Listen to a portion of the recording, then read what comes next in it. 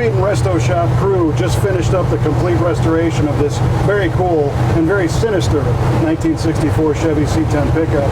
And today we're out taking it for a little joyride before we give it back to the customer.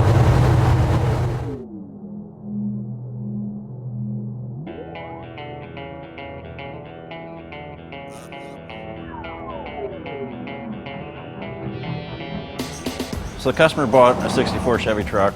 It was this terrible shade of salmon and black, had some very dated modifications to it. It had a tired small block in it, automatic transmission, some hacked up suspension to get it lowered.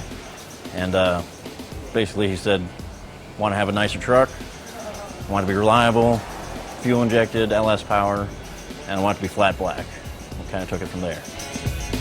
Fortunately with the Chevy pickup trucks, there's a lot of aftermarket parts available, and these trucks are independent suspension from the factory, so you're part of the way there with making something handle reliably. We did a basic disc brake conversion using ball joints from a newer Chevy truck and some drop spindles. Did standard drop springs in the back, did a mini C-notch in the frame so we didn't have an axle clearance problem. In total we lowered the truck about 6 inches in the front and 5 in the back.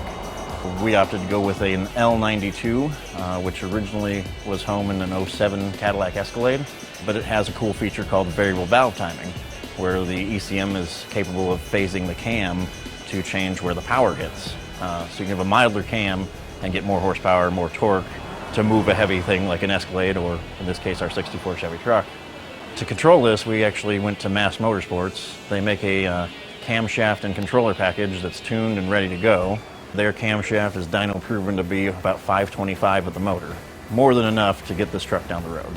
We painted the LS motor in Chevrolet orange to kind of keep it looking somewhat correct. As far as getting the LS engine to fit in the 64 Chevy truck, we used some generic LS adapter mounts, and we used everything that Holley offers for LS retrofits. We used their oil pan, their accessory drive, and a set of their Hooker exhaust manifolds because they fit really neatly in the 64's frame.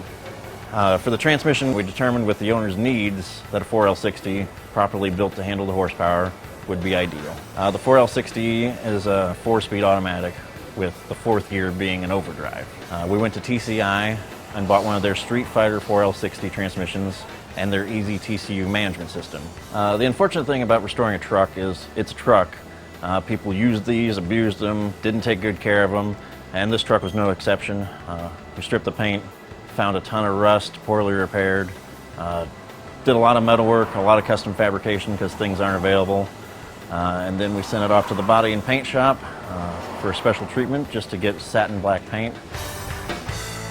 The C10 was basically a single stage black 2-part component. You have to make sure everything is very clean because you cannot buff it, and any dirt that ends up in the final product is going to be there forever. So you just have to be very clean and ready for the paint job. I think the truck looks great. If it was mine, I would definitely drive it every day. Love it. Inside the truck is basically stock. We had the original gauge cluster rebuilt. We used a Dakota Digital speedometer controller, which runs a mechanical speedometer with an electronic signal to cooperate with our 4L60. We stripped the cover off of the seat and cut the framework for the headrests off and took it to our local interior shop, and he did a custom leather wrap in a correct pattern for the truck. We actually were able to find a original AC center duct for this truck, which went in place of the ashtray.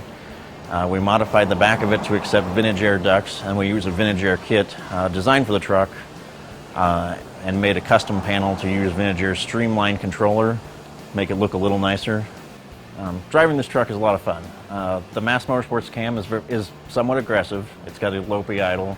That coupled with the loud exhaust, you know there's something going on with it. But it's perfectly drivable. It doesn't surge. Power's there whenever you want it, whether you're at idle, full throttle.